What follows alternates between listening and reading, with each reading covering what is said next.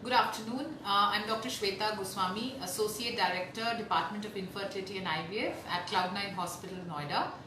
Today I'm here to talk a little bit about the role of AMH and as such the egg reserve on fertility. So with women now planning to conceive a little later in life, it has become all the more important as to what is our ovarian reserve in AMH. Science has and technology has really developed so much that a lot of our problems in terms of low sperm counts, tubal factors have been taken care of. One of the most rate limiting steps that we are still struggling with is how to overcome the problem of poor egg quality, and that is why the AMH as a blood test or the ovarian reserve testing has become a very important tool in our armamentarium of determining as to what are your chances of conceiving with fertility. So I'm going to start with a few questions that we have received here in terms of women asking us that as to what is the role of AMH, and I hope to clear some doubts regarding it basis the questions. So Meena asks that, can I get pregnant if I have an AMH of 1.29?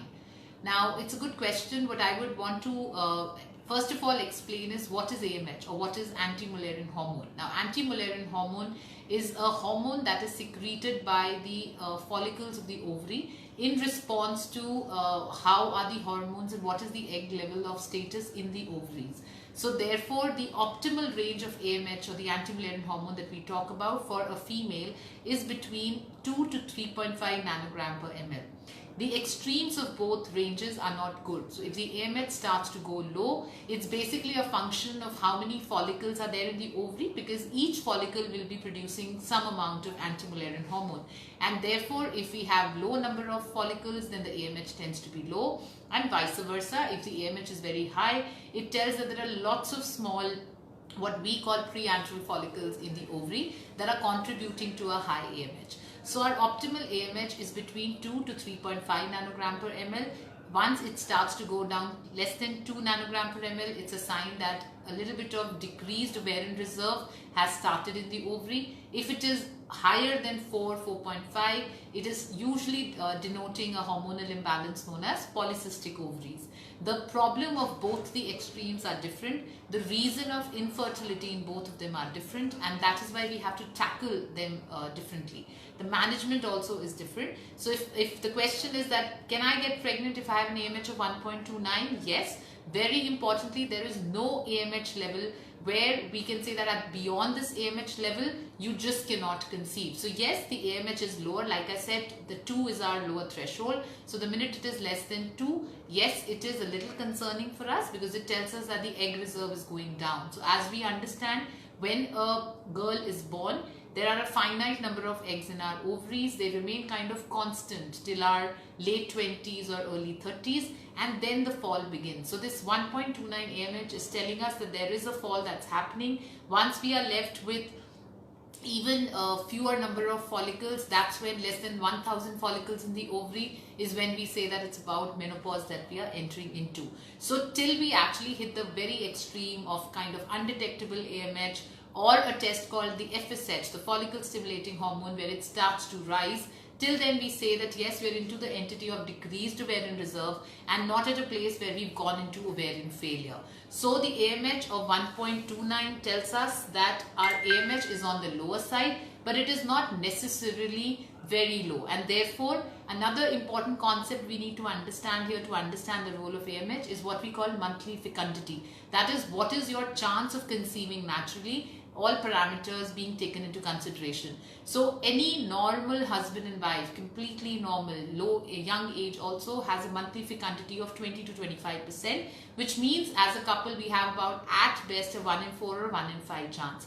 Now what this low AMH does is that basically the probability decreases. So rather than a 20 to 25% chance, at a lower AMH we're looking at a slightly lower monthly fecundity, which will probably be somewhere between 12 to 15% here. So obviously you have a decent chance of conceiving every month, but it's just that the probability has gone down. Also, not just the AMH value, there are so many other things that have to be taken into consideration. What is your age? How long have you been trying? Are your cycles regular? Is there any other parameter? Are the husband's report normal? Are the tubes normal? So actually we need to individualize and look at everything in toto before we say, okay, what is your individual chance of succeeding naturally, succeeding through IUI, or succeeding even with a treatment like IVF? So the next question Neetu asks is how to increase AMH level at the age of 40. Now that is a big problem that science is trying to face here, because what we need to understand, like I just said, that there is a finite number of eggs that a woman is born with. There are no new eggs ever produced by the ovary, vis-a-vis the males, where every month there is new sperm production or spermatogenesis that is happening. So definitely there are things that we need to work upon. We need to try and increase the ovarian pool, but mostly right now till stem cell or something comes up, we don't have any conclusive treatment for increasing our AMH at 40. Rather than concentrating on repeating AMH levels and seeing if it's getting improved, what we need to focus on is that we have a finite pool, but let's work on improving the egg quality of the limited number of eggs that we have, which means that we should take supplements. There are lots of supplements that are known to help. We have DHEA, we have mild androgens, we have supplements like CoQ10, coenzyme Q10, we have melatonin, and there are a lot of supplements, vitamin C, vitamin E. They've all been proposed that they might increase our chances of conceiving, and therefore those are the things that we should focus on rather than actually being able to improve AMH, for which unfortunately we don't really have a conclusive treatment. So Sinjini asks, I have low AMH, how problematic it is? So it's very similar to what we just said, that it's the probability of conceiving naturally, IUI or IVF, per cycle or per month, which is going down. So yes, it is a concern, because it tells us that despite the best of medical treatment, it's not something that we can completely overcome. However, every individual is different, every cycle is different, and therefore we need to plan it accordingly. So the low AMH has to be kept at the back of our mind, that we need to be getting into treatments a little faster than other people. So for example, if there is a 32-year-old girl who comes in and asks me, I've been trying for 6 months, it's not tried out, and all her reports come back normal, her AMH comes back normal, we can easily reassure them and say, okay, just let's take 6 more months and see that maybe it's just chance that it's not working. On the other hand, if there is a person with the same kind of parameters but the AMH comes low, we then counsel that you have to keep that at the back of your mind and you have to move faster. So maybe see if it's working out naturally 1 or 2 months, not working out, let's move to medications. That's not working, let's consider IUI. That also is not working, maybe move faster to IVF than other people, because the AMH is telling that we have a limited or maybe a smaller window of opportunity compared to other people. So that's all that the low AMH means. So Shweta asks, does AMH and egg quality go hand in hand? Well, scientifically we say that AMH is actually only telling us about the egg quantity. So because it is the number of antral follicles or the pre-antral follicles that are secreting the hormone, so lesser the AMH, then it does mean that the egg quantity is low. The egg quality, unfortunately, there is no science or no test until unless we actually retrieve those eggs through IVF that tells us what the quality is. But there is a dictum that in case we have a patient with a very good antral follicle count or lots of follicles looking up on the ultrasound, but the AMH is lower than expected, then we speculate that maybe there are so many follicles but they're not secreting as much AMH as each follicle should, and therefore the quality may be a problem. But that's not something we can say for substantially be sure about. So Ria asks, what is AMH and why is it important? So as I just mentioned, actually, it is one of our most important fertility tests now, because it tells us how fast we need to move. Is there a problem? A woman may have a good age, absolutely regular cycles, and feels that there's no problem with my ovulation. But it is a test like AMH or other ovarian reserve tests that tell us that no, there may be a problem. There may be an underlying problem to which there are no symptoms. You might have absolutely regular cycles, and the only issue that you're coming up with is that you're having a difficult conceiving. So yes, it's an important test. I've only been talking about the lower reserve of the AMH. Similarly, if you have high AMH, the treatment has to matter differently. You might have regular cycles, but a high AMH tells us that you are somebody who has a predisposition to what we call PCOS or polycystic ovaries. Therefore, you should get mid-cycle, or that is a day 12, day 13 scan in natural cycle to see if you're making eggs normally. Sometimes a woman may be having absolutely regular cycles, not able to conceive, and when you check them mid-cycle, you realize that they're not really ovulating properly, or they're ovulating delayed. So those kind of things need to be checked even further if your AMH is on the higher side of normal. So both sides of AMH are very important. So Tripti asks, what is a good AMH level for IVF? So again, there is no, as I said, the normal range is about 2 to 3.5. So if you have a normal AMH, we're happy. In fact, for IVF, even if the AMH is on the lower, on a little bit of the higher side, which means you have a little mild PCO pattern, that's also considered okay, because it means we'll be able to get good number of eggs. But the ideal, yes, is 2 to 3.5, because then we feel that, okay, the quality would also be good. Higher the AMH, more the number of eggs you may get, but you would still need to work upon in terms of PCO, in terms of getting your egg quality right. So, but the minute it starts to go down below 1, and much more when it goes down below 0.5, the AMH starts to trouble you, because your overall IVF success rate also tends to falter a little bit. So Sudha asks, what does high and low AMH mean? So I think I just answered that. So low AMH is when you have an AMH on the lower side of normal, which is less than 2, and it starts to get even more concerning when it's less than 1 nanogram per ml. A high AMH is when it's above 4 or 4.5. So even though our lot of lab ranges would write a normal thing as anything between 0.5 to 6.5, that's actually in terms of fertility treatment not taken as the right range, because the minute it starts to get below 2, you start to get worried, and the minute it's above a little on the higher side, you need to evaluate the woman to make sure everything is okay. So Mahima asks, can you still get pregnant with low AMH? Absolutely. So, and it's also the one myth is, or we tend to think that, oh, is it that only I'm going to need an IVF? So that also is not there. The only reason that IVF might be suggested or proposed to you earlier with a low AMH is that because, again, you don't want the AMH to fall down even further, where the IVF success rates would go down. But no matter what the AMH, I mean, there are so many case studies in literature that even show that undetectable AMH, people who have irregular cycles, have also been known to conceive. There are so many patients who might unfortunately have even failed an IVF because of low AMH, and then they conceive in subsequent months. So that also is absolutely all right. So low AMH decreases your probability of success per cycle, but overall that's where it does. Ultimately, it's looking for that and waiting for that one magical egg to come up. Whichever month it comes up, it fertilizes, it gives us a pregnancy, and we are happy. And therefore, no matter what the AMH, you can still get pregnant. Yes, the probability of success goes down, and very, very low AMH or less than 0.5 is when you have to consider options like egg donation if we come to that.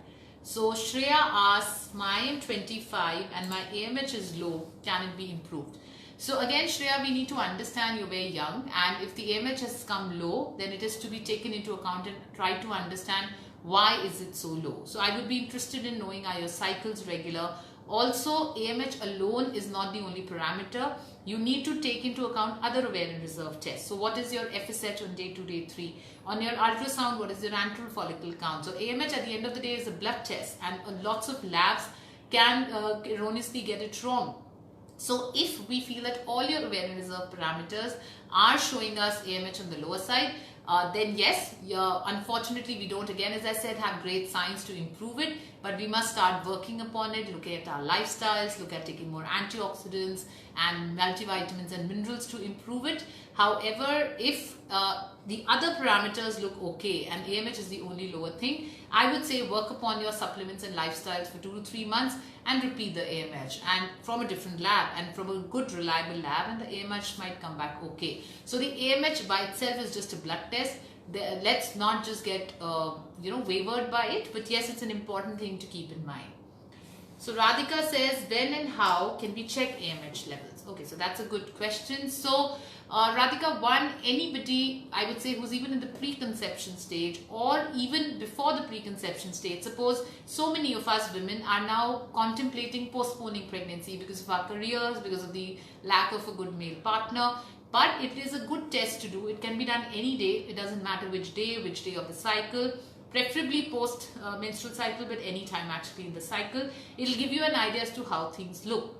And even if you're planning that, okay, I am 24 right now, I don't plan to have a baby till 30, it'll be a good idea to just run the test. If it's coming normal, that you're reassured that, okay, so it's fine.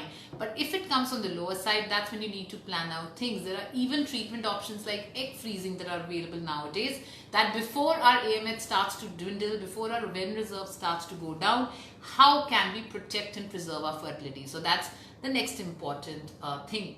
So again, you can just go and do a blood test, and when can be any day of the month. Pankhuri asks, does PCOS affect AMH? So yes, because PCOD means there are lots of small preantral follicles that are not able to grow and ovulate. There are a large number of smaller follicles in the ovary than you would expect them to be. By definition also, if on the ultrasound we see more than 12 follicles, is when we see in each ovary, we call that PCOS. So yes, because there are larger number of preantral follicles, the AMH tends to be on the higher side. So if your AMH is on the higher side of normal, you need evaluation for PCOS for sure. Trisha asks, what causes low AMH? That's also another good question. Now, unfortunately, there is in 90% of the women, there's no real reason as to why the AMH is low. We don't really know. Maybe there is a genetic predisposition. Unfortunately, we as Indians have a predisposition to lower AMH than other counterparts. So our Western counterparts have a natural menopause around 51, 52. For Indians, as we know, it's usually around 47, 48. So we already have a 3 to 4 year faster decline of the AMH because of that. It could be a premature, a family history of premature menopause, that the menopause comes in early. It could be genetics. It could be the diet. It could be the pollution. It could be the adulterants that we are taking. So we don't know. But what we know for a fact that it is starting to decline faster than you would normally expect. So we see so many patients in our outpatient department, young, just planning and starting out to try with low AMH. And that starts to get worrisome for sure. Coming to the other reasons of AMH, so if somebody has a really low AMH or is going into kind of ovarian failure or very, very decreased ovarian reserve before the age of 30, we would actually evaluate them for some genetic tests. So we have genetic tests known as Fragile X mutation testing. We even have some adrenal reserve testing, adrenal enzyme testing that we do. You have to do a karyotype for some women, but that's the far extreme of normal. So less than 30, a woman goes into ovarian failure, which is like premature menopause, is when we would do these tests. For other routine women, if it's just a low AMH, the test would usually come back normal. But that's, yes, an important thing to keep in mind. Nisha asks, can stress affect AMH levels? Well, Nisha, we don't have any studies to support that, and probably not. But there is, when we talk about fertility treatment, we always say that yes, let's keep the stress to a little lower side. It does increase the fertility rate if your stress levels are low, but there is no data to support that your stress might lead to a haywire of AMH. Of course, the higher side of AMH, which is the PCOS, in case somebody is taking a lot of stress, is not working out or putting on weight, yes, the AMH will fluctuate because of that. But the lower end of the AMH is actually kind of constitutional or genetic and is not really related to stress. Now, Namita asks, I heard AMH is high in PCOS. Is it true? So yes, I did, I think, answer that question, that when you have an AMH on the high side of normal, you definitely need evaluation for PCOS. So Manika asks, what causes diminished ovarian reserve? So I think I just answered that question, that 90% we don't really know. It's only in 10% of women that we would be running them on certain genetic and chromosomal tests to understand why their ovarian reserve got low, or if there's a very significant history of some kind of a chemotherapy or medical treatment or surgery that has been done. But those are rarer causes. For most of the women, 90%, it remains idiopathic, or which means we don't really know why our ovarian reserve is low. Maybe there's some kind of just genetic predisposition to it. Kavita asks, does Clomid improve egg quality?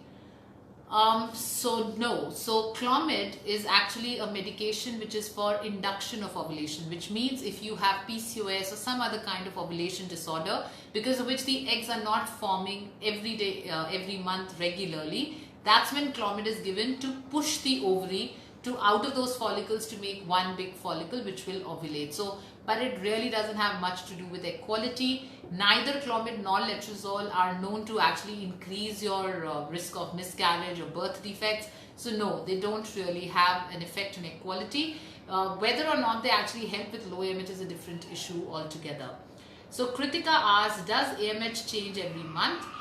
So there would be a small fluctuation that we would be looking at in AMH happening between day to day and between month to month, but they are supposed to be very small fluctuations, and therefore we usually wouldn't even advise doing it very regularly, because until unless more than the month, it would be the lab which would matter. So if the lab hasn't measured the AMH well, is a different issue, but month on month the AMH really wouldn't change until unless it's on the very lower side of the spectrum where it's starting to fluctuate or decrease too rapidly.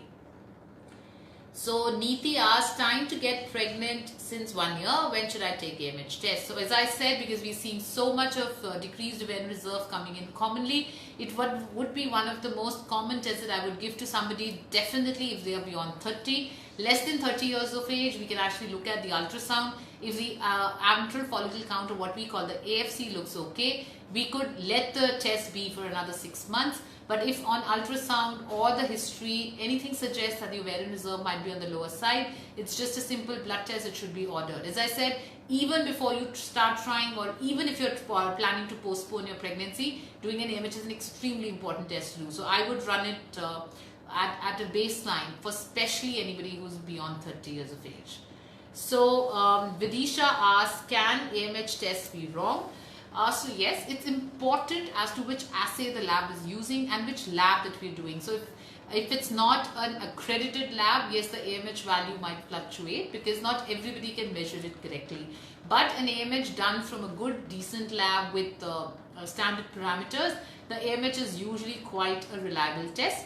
But it has to, of course, be taken in conjunction with everything else. What's your age? What's your AMH? How does the ultrasound look? What is your FSH value? And there are lots of other ovarian reserve tests that can be done. And only after that can we conclude that yes, does the AMH seem to be in sync with the other tests, or it seems to be completely fallaciously wrong, that we might as well repeat to see it.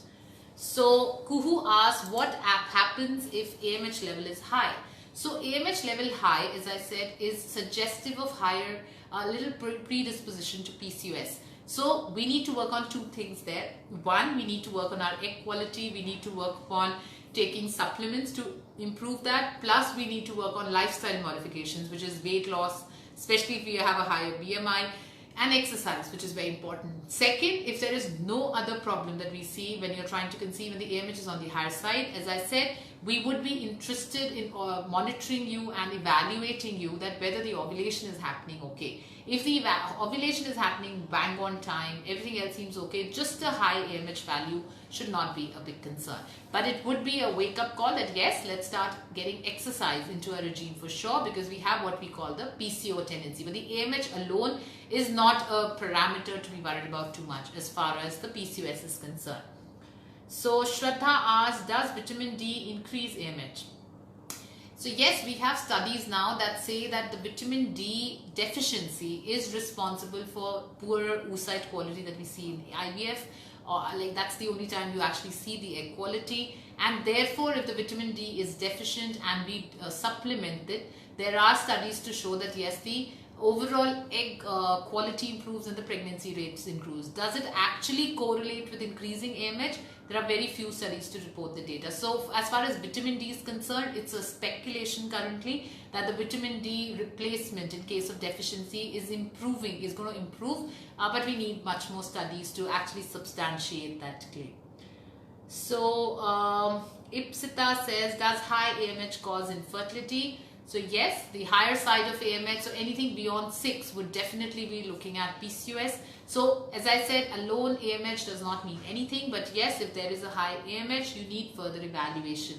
If you're not ovulating well, if there is a problem in folliculometry that we observe on the ultrasound, it is definitely going to need assessment. So AMH on the higher side alone does not mean anything, but if the cycles are irregular, if the ovulation is not happening properly, it does need assessment for sure. So Babita asks, does metformin lower AMH? So Babita, again, whenever you have AMH on the higher side. So metformin number one will not lower your AMH if your AMH is normal. It's just that AMH is a check of that point in time, that do we have good follicles, what is our how much is the AMH that our follicles are making up here. So yes, if you have PCOS and you're trying to improve that, you lose weight, you take metformin, which gets your insulin resistance better, yes, it may lower the AMH. But again, I would like to reiterate here, we are not interested in monitoring your AMH levels. It has nothing to do with clinical way of how to go forward with fertility treatment. You need a baseline AMH. If it is on the higher side, yes, metformin may have a role, especially if you have high fasting insulin or some kind of pre-diabetic PCOS that you have. But further on, monitoring AMH makes no sense. So theoretically, yes, if metformin will improve the PCOS, the way weight loss will improve the PCOS, the next time you do your AMH, the AMH will come back to be on the little more normal side of the AMH. But AMH monitoring has absolutely no role in clinical fertility. So Shrishti asks, I'm taking contraceptive pills from past 3 years. Will that affect my AMH level?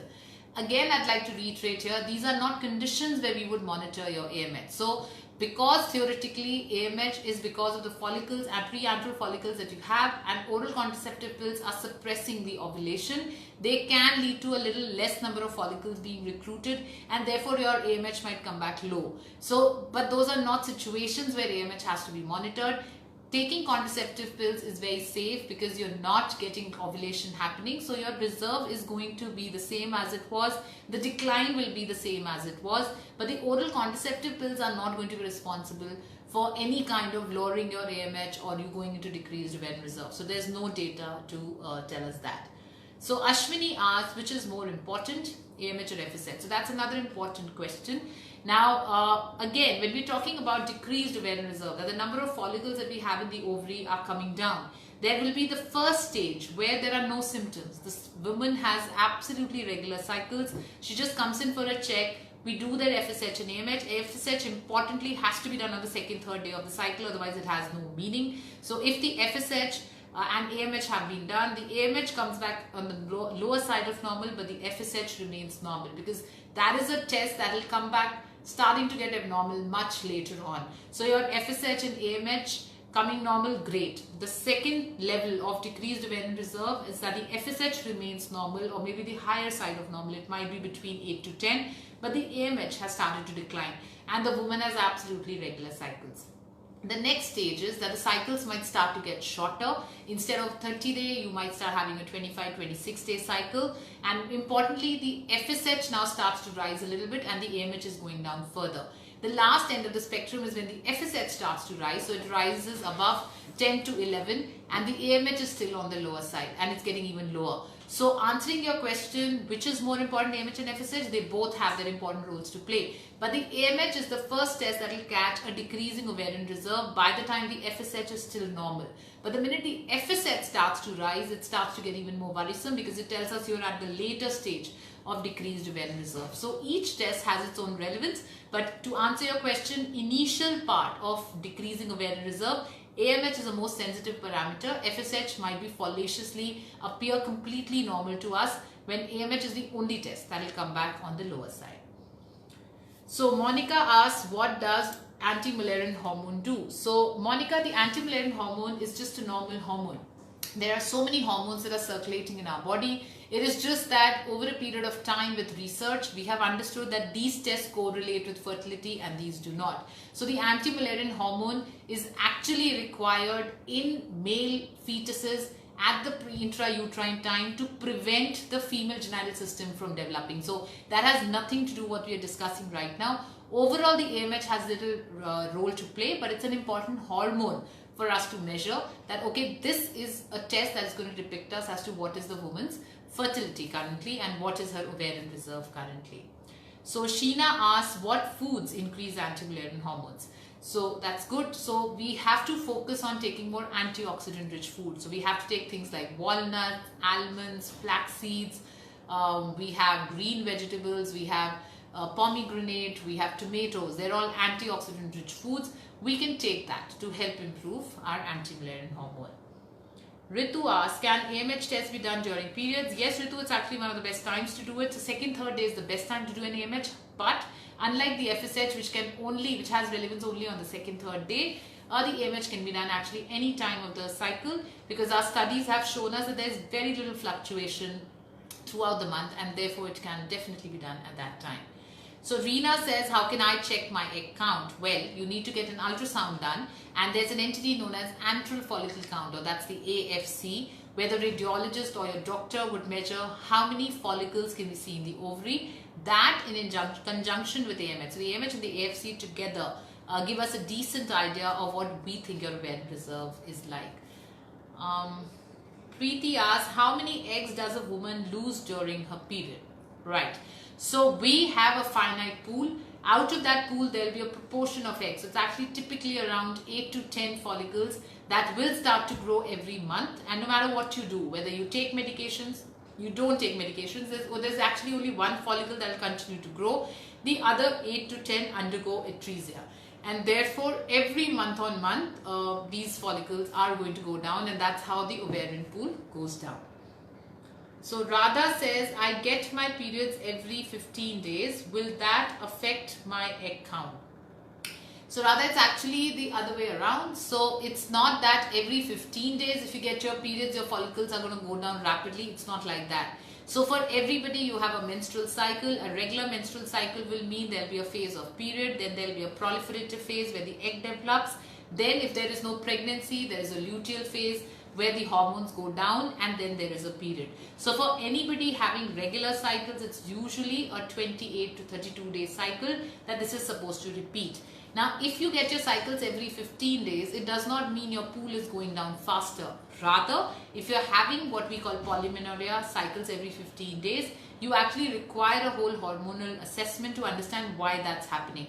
It could be extremes of the problem, could be because of low AMH, you're not regularly making eggs, and that's why you're getting your cycles every 15 days.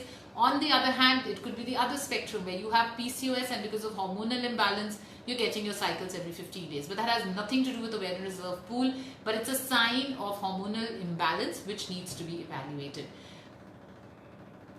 Garima says, I have obesity and currently I am 25. How soon I should go for the AMH test? We are planning now to get pregnant. So Garima, it's not just important as to what your age is, your cycle regularity is also very important. So I would say you need an assessment of hormones. AMH would be one of the panel, but there are other hormone tests that you need to do along with an ultrasound scan. And if your cycles are irregular with a higher BMI, you might have a higher AMH and a PCOS tendency, and your treatment would therefore go differently. However, if you just do a baseline scan that also says PCOS and you're making eggs regularly, you're not somebody who has to jump into getting an AMH done very quickly. You could just do the other hormones also, but you have to evaluate yourself, more important than AMH, as to whether your egg development is happening normally. So what we call the folliculometry on the ultrasound is very important, where we do the ultrasound serially between day 10 to day 18 of cycle to see if your egg development is normal. If you're making eggs normally, just don't be bothered about it. You're not somebody who requires an AMH right now, maybe not till 6 months. But if there is a problem in any of them, yes, a whole hormonal assessment would definitely need to be done. So Dhruvi asks, what information does the anti-Mullerian hormone test provide?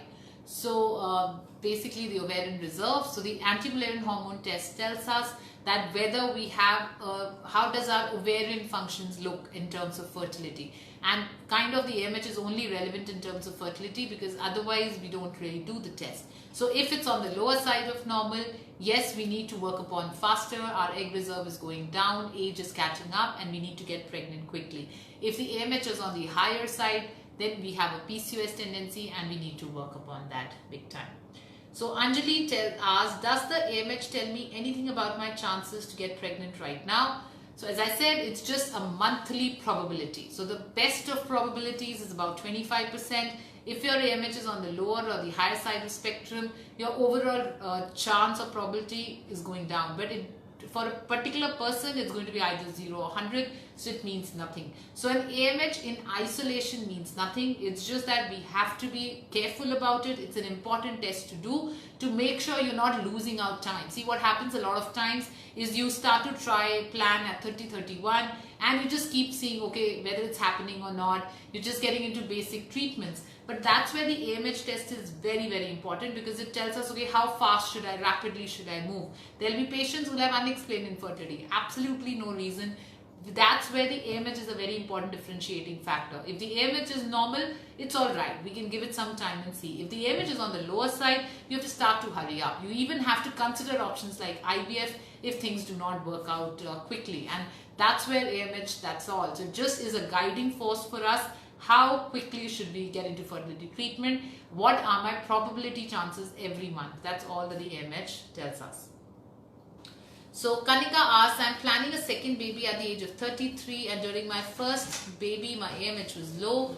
Should I be worried? Yes, Kanika, I would definitely repeat the AMH. If with the first baby our AMH was on the lower side, you've been lucky, we've had a pregnancy, so that's great. So let's repeat the AMH. We'll have in fact a trend with us. We'll know that, okay, 2-3 years ago, whenever we had our child, this was our AMH. What is our AMH level now? And that will set the footing for how quickly we should be even planning treatment. Shilpa says, does AMH affect my cycle? So AMH, extremes of AMH would start affecting your cycles. As I said, if your cycles start to get irregular, whether they are short or whether they are prolonged, the extremes of AMH do that. So if your AMH is like way irregular, way low, starts to get less than 0.5, that's when usually your symptoms start to come up in terms of irregular cycles. That's because there are very less follicles. On the other hand, if you have a high AMH, it's showing that you have PCOS, because of which you might have either very short cycles or delayed cycles. So it's not that AMH affects it. AMH is just telling us the reason behind the irregularity. The reason, of course, lying with the ovary. AMH is just a measure of that. So what are the options if my AMH is on the lower side is what Purva is asking us. So AMH on the lower side, as I said, does not mean you need to jump into IVF. It just means that you have to think quicker. Again, your all other reports, your age, AMH, what are the parameters we have. See, suppose there is a patient who has some tubal factor where we're not very sure how the tubes are. The AMH is again a very important guiding factor. So if you have a tubal block with a normal AMH, your options are you can get into a hysterolaparoscopy, you can get a laparoscopic evaluation of the tubes and decide what to do. On the other hand, another patient with blocked tubes but low AMH, it would be advisable, rather than wasting time for a laparoscopy, to go straight into IVF, because let's preserve whatever pool we have and quickly use it in IVF. So there is nothing like there is no other specific treatment options until unless the AMH is too low, the FSH has started to rise.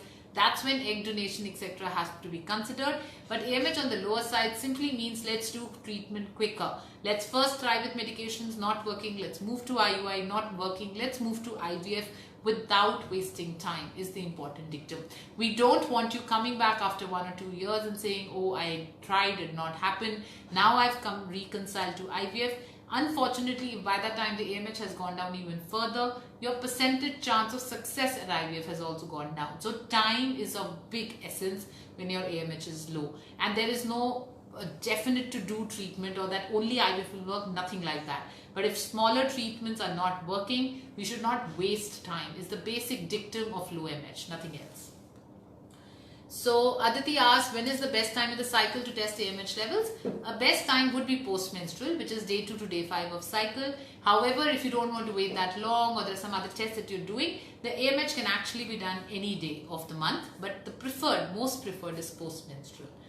Mansi says, should women considering egg freezing undergo AMH testing? I would say yes, it would be a good prognostic tool as to what we think are your chances, how is your pool, and therefore for you to know what are the number of eggs that we can expect and what is the quality of eggs that we can expect. So it can be done, it may not be done. If somebody has decided to go for egg freezing, yes, you do it. But if, you may or may not do it. But if there's somebody who's just contemplating, is egg freezing important for me? Again, all these hormone tests of FSH and AMH are very, very important because they would give you a realistic idea of how much egg reserve you have left in you, and therefore to actually consider egg freezing if you've not been thinking about it so far. Pratiksha asks, how can I improve my egg quality naturally? So yes, We need to work upon our lifestyle. So things like yoga, people do things like acupressure, acupuncture. Acupuncture has been medical evidence-wise shown that it does improve the AMH or the egg quality. You need to start taking antioxidants like I've discussed earlier. You need to focus on yoga, exercise, losing weight, de-stressing your body, meditation. All those things would have their own small impact on the egg quality for sure. So the next question is, Vishaka says, what vitamins improve egg quality? So again, as far as the vitamins are concerned, we have vitamin C, vitamin E, we have coenzyme Q10, lycopene, L-arginine, DHEA, we have mild androgens that are coming in. So all these things are given in our attempt to improve egg quality. So it's actually kind of a cocktail regime. Some give some doses, some give other doses, and something might work. So these are things that we need to take. So Janki says, how can I boost my ovulation naturally? So Janki, again, it's important to see what is the problem. Do you really have an ovulation disorder or not? So if you're ovulating normally, that's great. You just need to work upon your egg quality bit. If your AMH or your ovulation disorders are there, we need to work on it either way. So how to boost the ovulation naturally? We have to keep in mind, do ultrasounds if possible, focus on our diet and exercise that we just mentioned, and try and just say that it's fine, I'm doing my best and let's see how it works, because fertility will take time. So patience is also a big key over here. So Harshi said, I read there are different normal levels for different age. Is it true? So definitely, I mean, AMH, as we said, is a sign of your ovarian reserve. So what your ovarian reserve is normal for the 20s or at 20 would be different at 25 and then at 30, 35. So there would be a thing in our mind that yes, when we're talking about 2 to 3.5, we're saying that's kind of the normal for somebody who's less than 35. But somebody who is above 35, if they have an AMH of 1.8, we would say, yeah, that's kind of normal for your age. If it's lower than that, then you would be worried. So yes, it is age specific, but it's always a range. There is never a specific value which we would say is normal. But when it starts to go down for anybody, despite their age less than 1, is when you start to get bothered. Also, there are two different levels. So there's a nanogram per ml and there's a picomole per liter. So we have to be very careful which range is being mentioned, and accordingly the normal normograms are brought into being. So therefore, this is what I would importantly want to highlight about the AMH levels. It is important. One of the most important things that we need to keep in mind that AMH alone does not tell us what treatment is it that we are looking at. Importantly, it just tells us that, okay, how much time do I have? Do I have the time where I should just let it be? If the AMH is on the lower side, we're actually more bothered, we are more concerned, because a low AMH means that your ovarian reserve is depleting, for which unfortunately till now we do not have any great solutions, unless it's like an extreme and you're looking at egg donation options. The higher side of AMH is still alright. It's a sign of hormonal imbalance. There are lots of lifestyle modifications and lots of medical treatments that can help us conceive. But it's the lower side of AMH where we need to very clearly understand it's not a big sign of worry. It's just that, so we don't need to jump into treatments, but yes, we need to keep into our mind that yes, I have a little lesser time than other people. I start taking supplements, I try to improve. IVF would be the last option, of course, where it would help that in case we have a finite number of pool, let's at least get the eggs out, get a basic embryo selection that, okay, these are the good embryos, we transfer, and that helps us in getting pregnant faster. So the only way IUI and IVF would help in low AMH is that they would shorten your journey. It will help you to get pregnant faster. There is nothing like you cannot conceive naturally. It's just that because your probability of success is starting to go down, you're somebody who has to consider these options a little earlier than other people. Somebody who is young, somebody who has a normal ovarian reserve, has the kind of time to try other options and say, it's okay, let me see if things are not working out. If it doesn't work out, I'll think about that. But somebody with a low AMH, you start to get bothered. You say, let's do an IVF at the right time, because time is of essence. If we come back after 1 or 2 years when the AMH has gone down even further, that will bring down your IVF success rate also from a good 60-65% down to 25-30%. And therefore doing the IVF in a well-timed manner, or when our ovarian reserve is good, is extremely important, so that we don't have to consider options like egg donation, which we would not want to discuss otherwise. So I wish you all the best, and I hope this has been a little bit of given you a little insight on how AMH is important. It in itself doesn't mean anything. Its monitoring is not important. We don't need to keep doing the FSH and AMH again just to see. Even if it's coming on the lower side, it just tells you that's how the trend is set. Let's try to get pregnant faster.